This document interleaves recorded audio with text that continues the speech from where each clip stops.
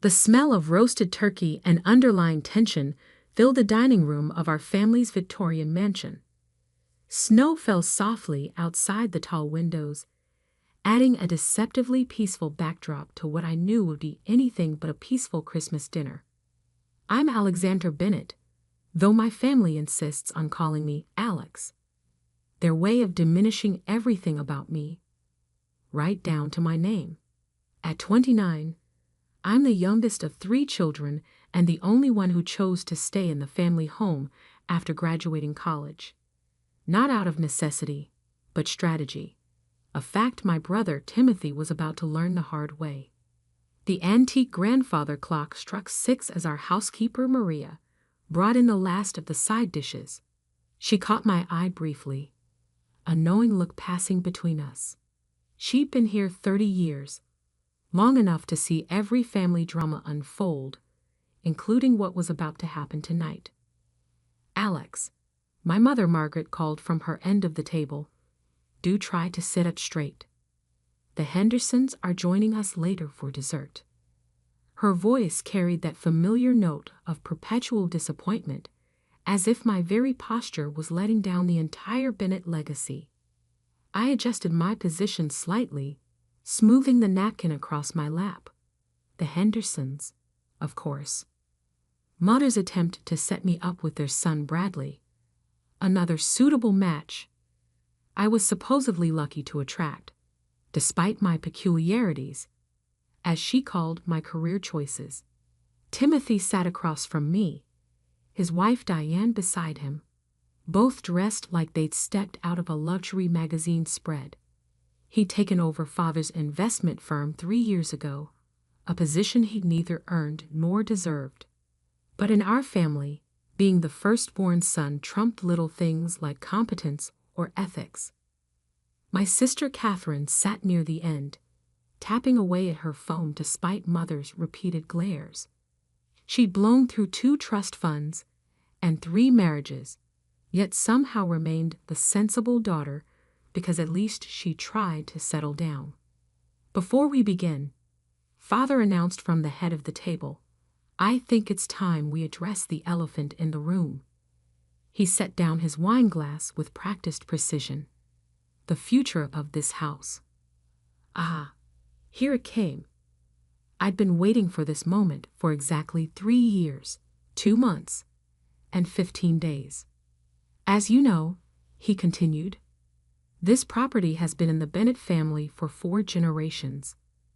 With the recent changes in the market, certain decisions need to be made.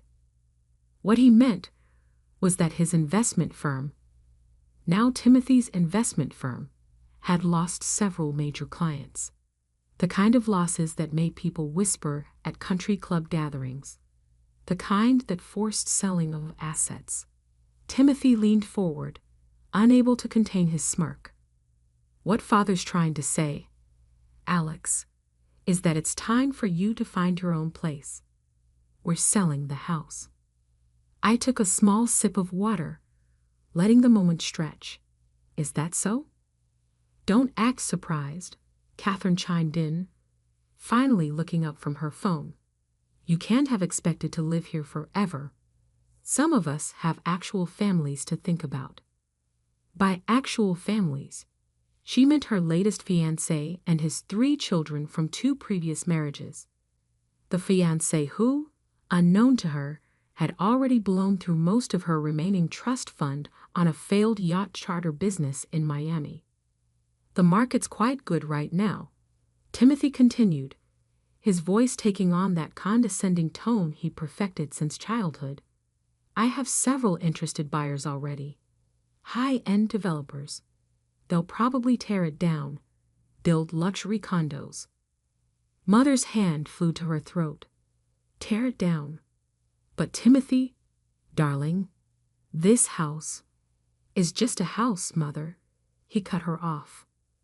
Progress demands change. Besides, Alex needs to learn to stand on her own 2 feet. You have 1 week to pack your things and leave. I set down my water glass carefully. That's interesting, Tim. Tell me more about these developers. He preened slightly, always eager to show off his business acumen. Prestigious firms. Top dollar.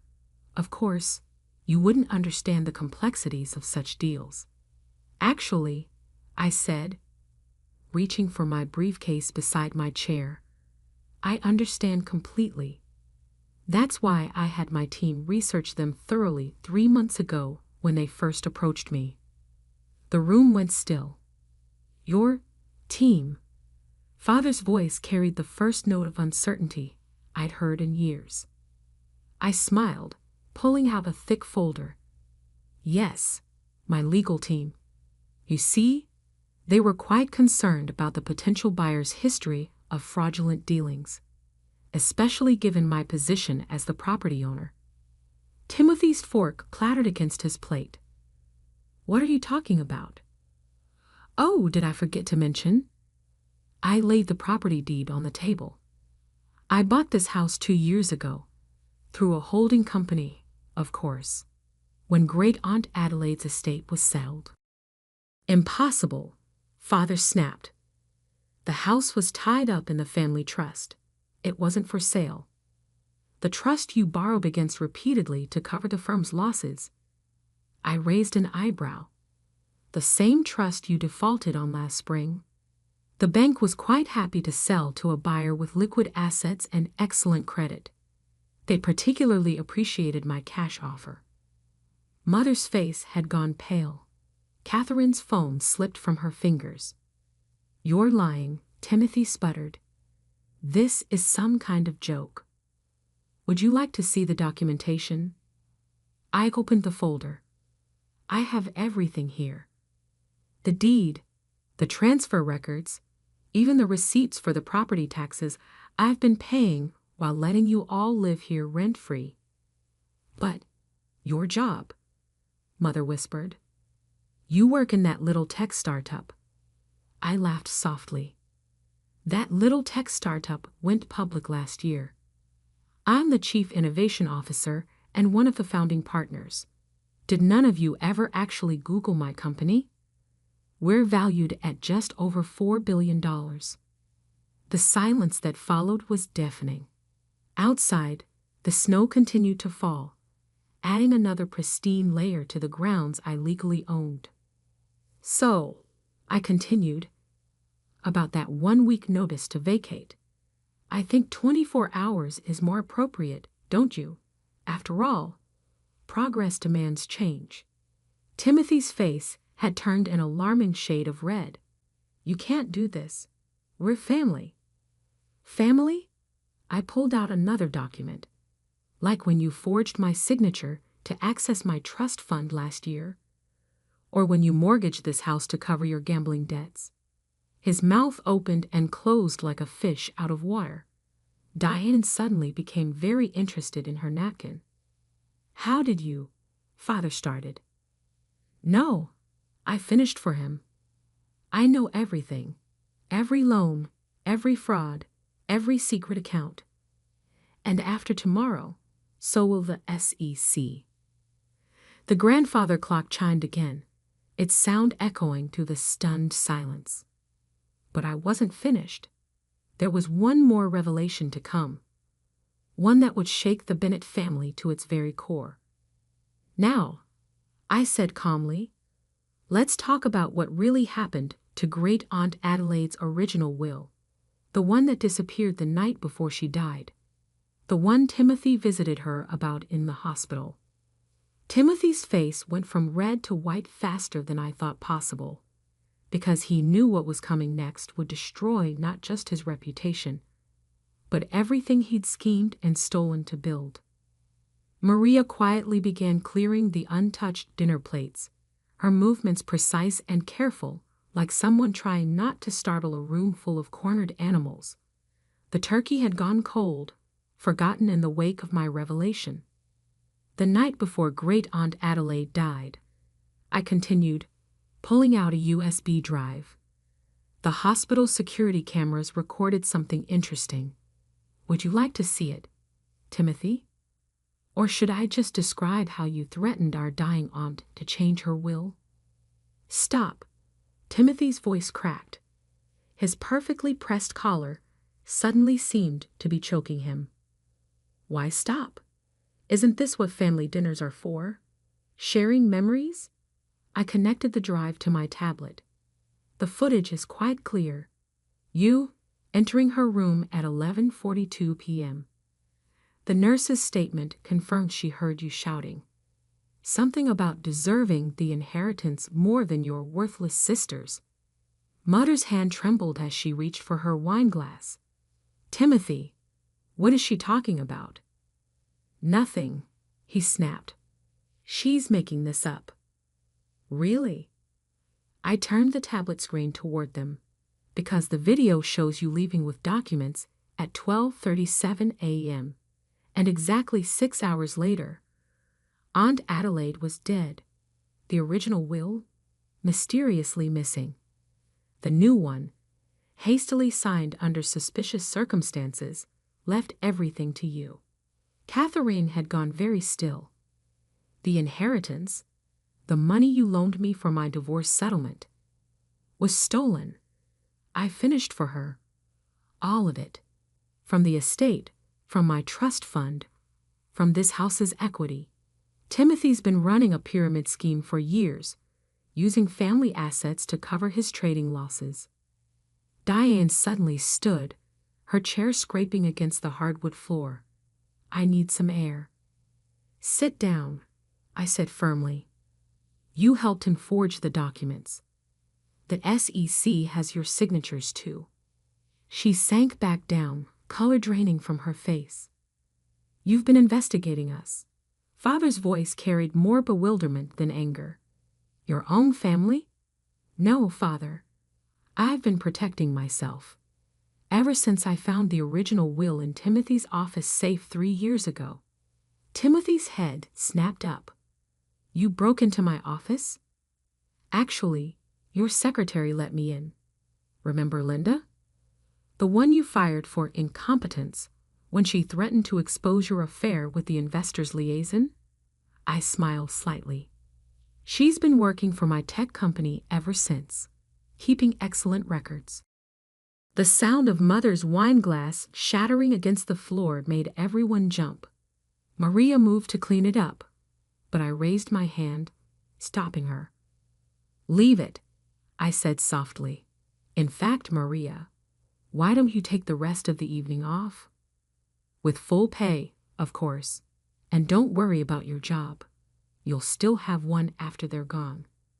You can't just. Father started, but I cut him off. Can't just what? Protect loyal employees?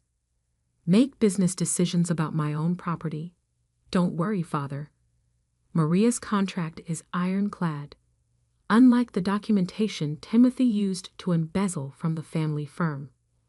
I opened another folder, spreading out bank statements and transaction records across the table like a grotesque Christmas dinner centerpiece. 14 shell companies, I narrated, pointing to highlighted sections. 23 fraudulent accounts. Over $12 million in misappropriated funds. Did you really think nobody would notice? I was protecting our legacy, Timothy shouted, mask finally cracking. The firm was failing. Father's investments were worthless. Timothy. Father's face had gone purple. What have you done? What you taught me to do, Timothy snarled. Appearances matter more than anything, right? Keep up the family name at any cost? Cost? I laughed softly. Let's talk about cost. The cost of sending me to boarding school at 12 because I was difficult. The cost of cutting off my college fund because I chose tech instead of finance. The cost of believing Timothy's lies about my mental instability when I tried to warn you about his schemes. I stood, walking to the window. Outside, the snow had begun falling harder, nature's curtain drawing across the estate I now controlled. But here's the real cost. I turned back to them. Tomorrow morning, the SEC will receive documentation of every fraudulent transaction. The FBI will get proof of Timothy's involvement in Great Aunt Adelaide's death. And the family firm will be revealed as the house of cards it's become. You'll destroy us, Mother whispered. No, Mother. You did that yourselves. I'm just turning on the lights. Catherine, who had been unusually quiet, finally spoke. What about me?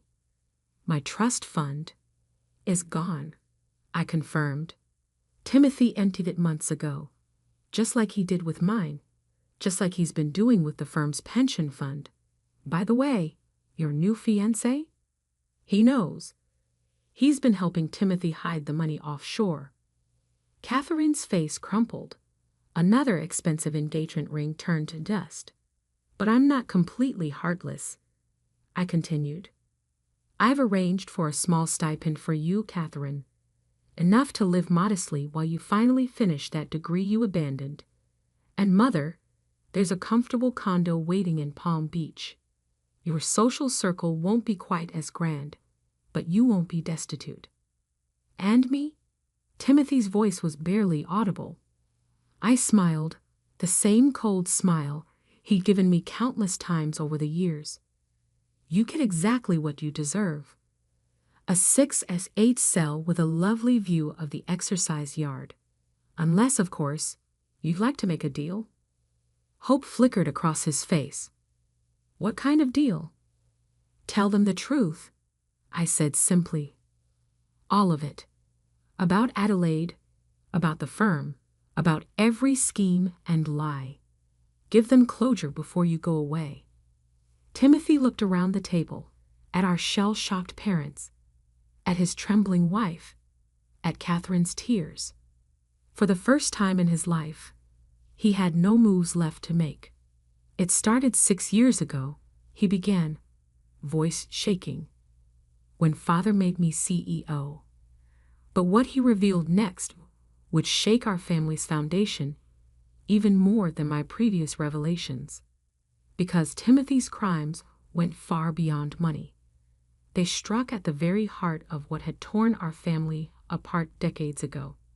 Timothy's confession spilled out like poison from an old wound, each word making our mother flinch, our father age, and Catherine's tears fall faster. The firm was already failing when Father made me CEO, he continued, staring at his hands. His investments in oil had tanked. The real estate venture in Dubai was a disaster. But we kept up appearances, using Adelaide's trust fund to cover the gaps. My sister's money, Father whispered. You stole from my sister? You taught me well, Father. Timothy's laugh was hollow. Remember when Alex was 12? When she found those irregularities in the family books? I remembered. It was the reason they'd sent me to boarding school. Difficult child, needs discipline, they'd said. In reality, I discovered their first round of financial fraud. But that's not the worst part. Timothy's voice dropped lower. The night Adelaide died, she knew everything. She'd hired a forensic accountant, was planning to expose us all.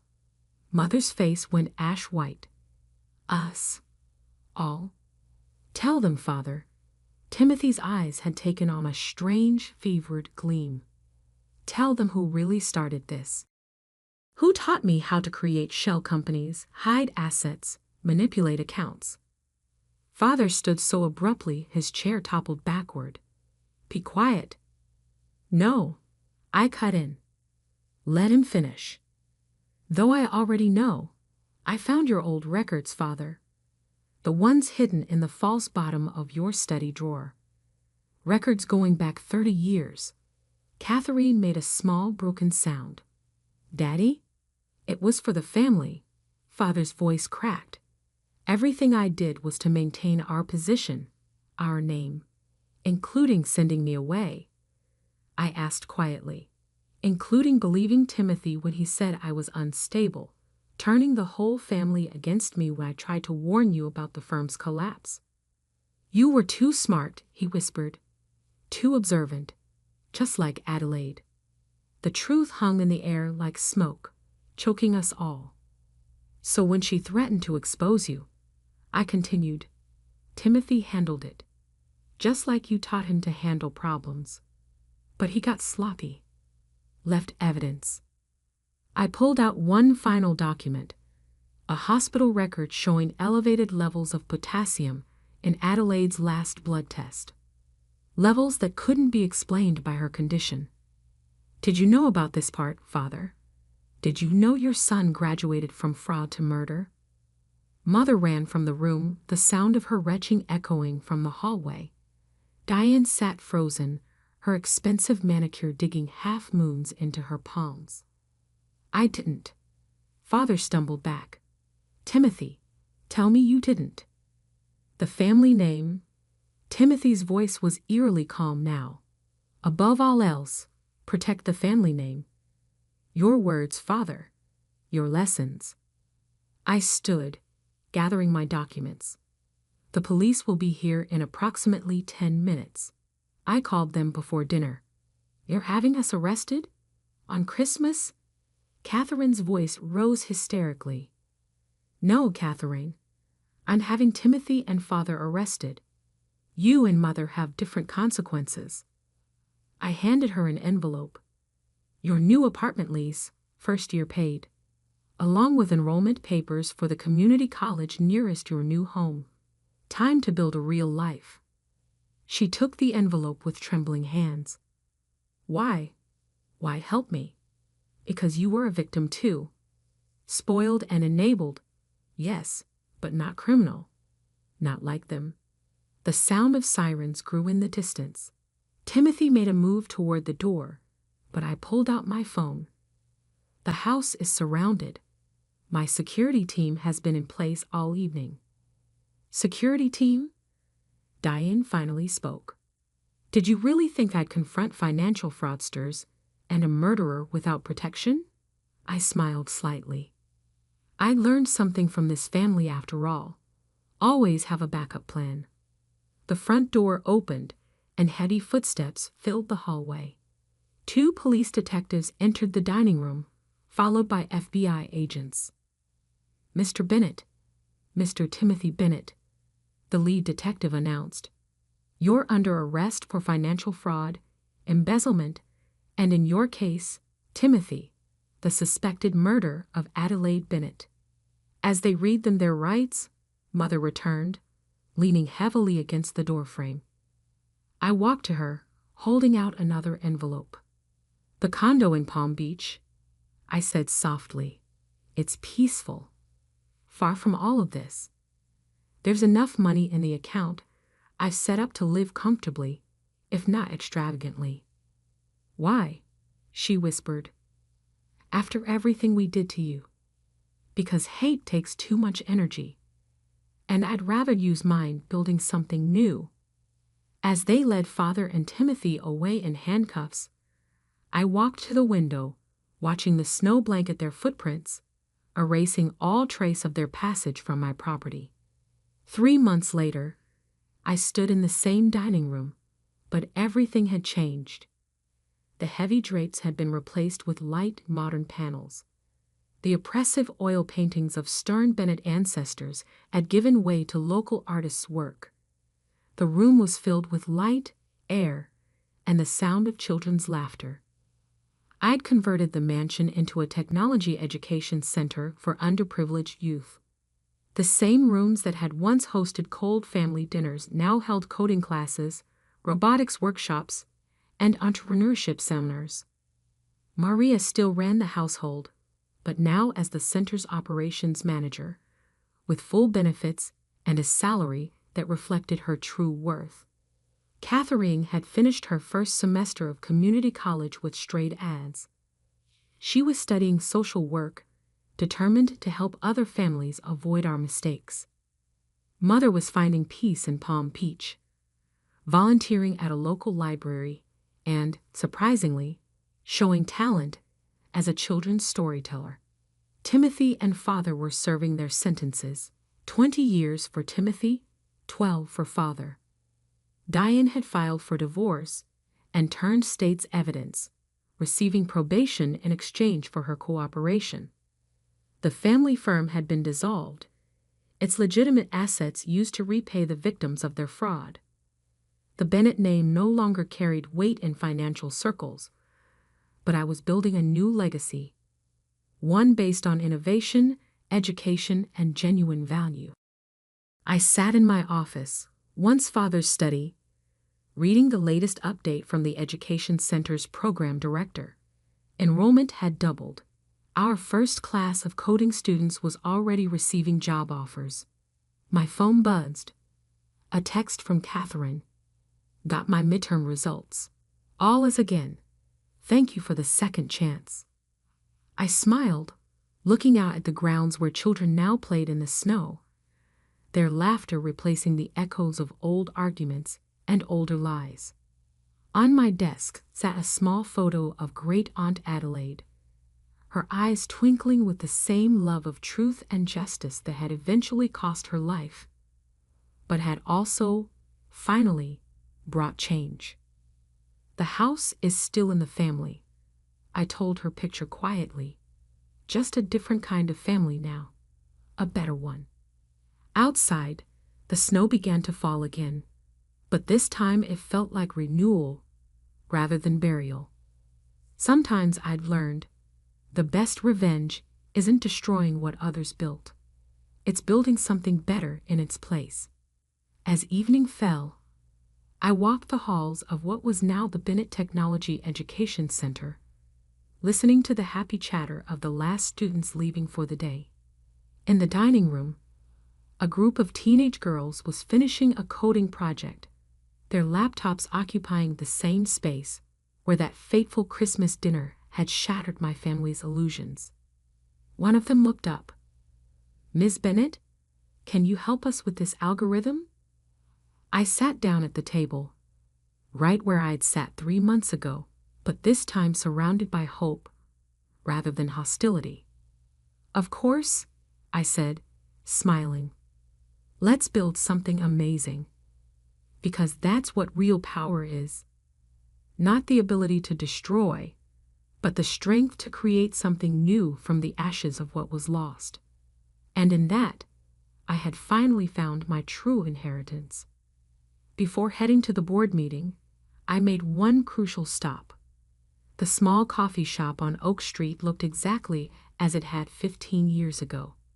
Martha, my grandmother's best friend and former Bennett Industries head of accounting, sat at our usual corner table. "I wondered when you'd visit today," she smiled, pushing a cup of coffee toward me. At 78, her eyes were still sharp as ever. "It's time, isn't it?" I nodded, settling into the chair. "They never knew it was you who taught me how to read corporate financial statements when I was 16. Or that you helped me understand what they were really doing with the company." Martha had been the one who opened my eyes years ago, showing me how my father and Marcus manipulated numbers, hid losses, and played fast and loose with investor funds. She'd been forced into early retirement when she threatened to report their practices. "Your grandmother would be proud," Martha said softly. "She always said you were the one who truly understood the value of things." I touched the emerald pendant at my neck, my grandmother's last gift before she passed. They're about to learn exactly how much I understood. At precisely 1:55 p.m., I walked into Bennett Industries' main conference room.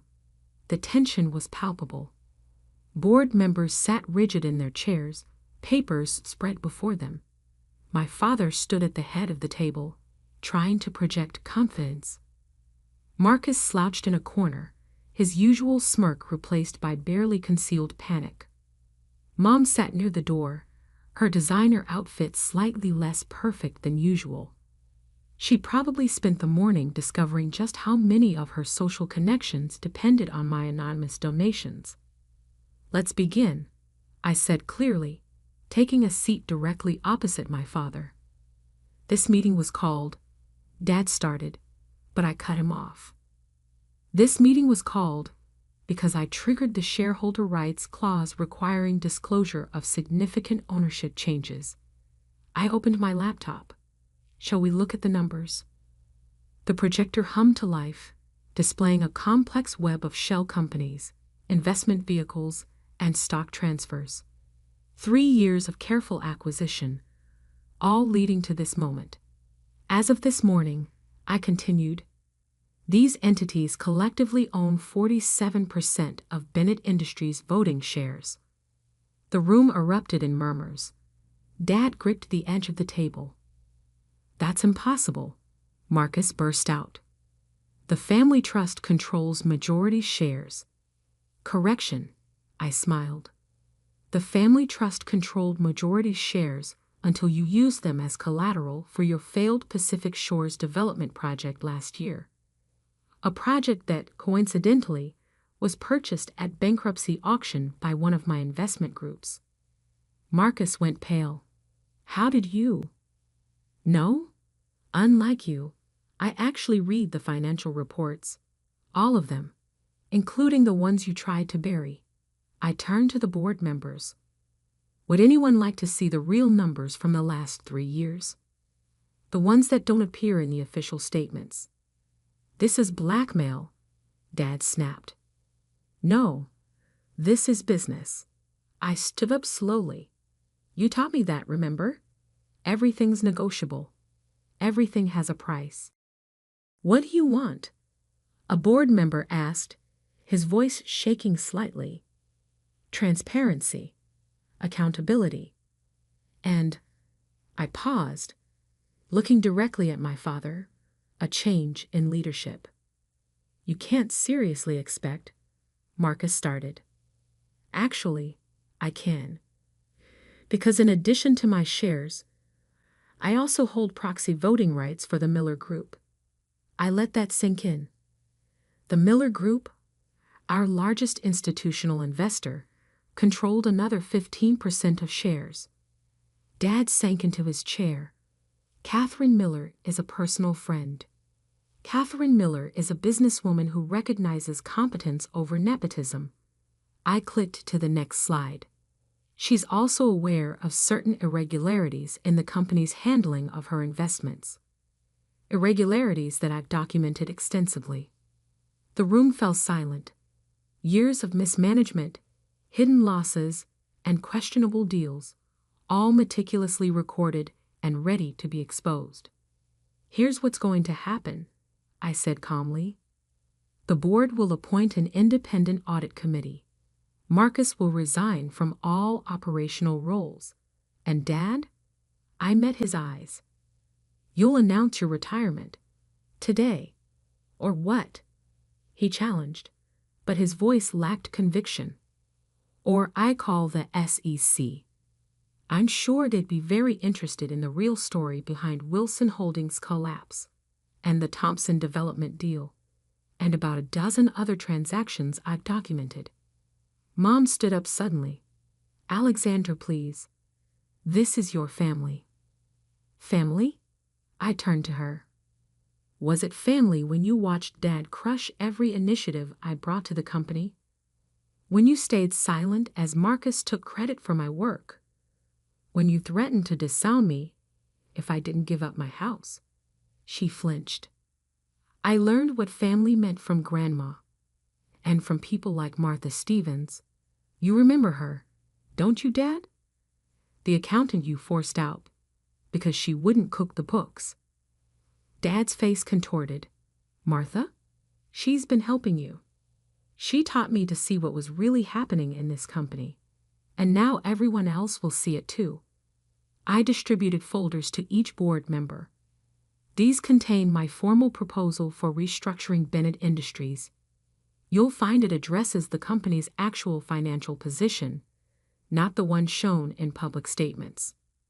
The next 2 hours were a blur of legal discussions, votes, and resolutions. By the end, the transformation was complete. Dad announced his retirement for health reasons. Marcus was removed from all operational roles, and I became executive chairperson of the board with a mandate to reform the company's governance and operations. As the board members filed out, Dad remained seated, staring at the papers in front of him. "I never thought," he began, "that I could do this," I finished. "That's been the problem all along." "What happens now?" Marcus asked, his arrogance finally shattered. "Now, you'll retain your shares, but have no operational control. Dad will have a comfortable retirement, provided he stays out of company business. And Mom," I turned to her, "the foundation's funding is secure, but its board will be independently managed." "And the mansion?" she asked quietly. "Keep it. Consider it a reminder that sometimes the child you underestimate the most becomes the one you answer to." I gathered my things, pausing at the door. "Oh, and Marcus?" "I bought the Thompson Development Group this morning. Turns out they were eager to sell once they realized who they were really dealing with." The sun was setting as I drove home, to my house, the one I'd refused to sell, the one that had started this whole confrontation. Martha was waiting on my porch, a bottle of champagne in hand. "Your grandmother kept a letter for you," she said, pulling an envelope from her bag. "She asked me to give it to you when the time was right. I think today qualifies." The letter was short, written in my grandmother's elegant hand. "My dearest Alexandra, I've watched you grow into someone extraordinary, someone who sees beyond the surface of things. The emerald pendant I gave you isn't just jewelry. It's the key to a trust I established years ago, one your father knows nothing about. Martha will explain everything. You've proven you know how to build things. Now show them how to build something better than they ever imagined. All my love, Grandma." I touched the pendant again, understanding finally dawning. Martha smiled. "Ready to hear about your grandmother's real legacy?"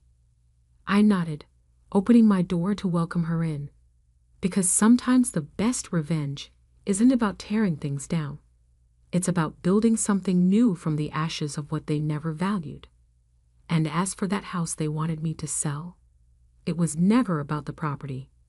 It was about standing my ground, about refusing to be pushed aside one more time. The next morning, a single email went out to all Bennett Industries employees. Change isn't always comfortable, but it's often necessary. Together, we're going to build something extraordinary. And this time, everyone's voice will matter. Regards, Alexander Bennett, Executive Chairperson, Bennett Industries. Sometimes the biggest victories come not from the battles we win, but from the lessons we teach along the way. My family had spent years teaching me that I wasn't enough. In the end, I taught them that I was more than they ever imagined. And that house they wanted so badly, I think I'll keep it. After all, it's got a perfect view of the Bennett Industries Tower. A daily reminder that sometimes the best response to "we don't want you" is to become the person they can't ignore. Martha raised her champagne glass. "To your grandmother." "To the future," I corrected, smiling. "And to remembering that some things aren't for sale. Not houses, not principles, and definitely not self-worth." The sun set over the city skyline, painting the sky in shades of victory. Tomorrow would bring new challenges, new opportunities to reshape the company. But for now, sitting in the house I'd refused to give up, I was exactly where I needed to be. Because sometimes the best revenge isn't revenge at all. It's showing them exactly who you've become while they were busy underestimating you. And I was just getting started.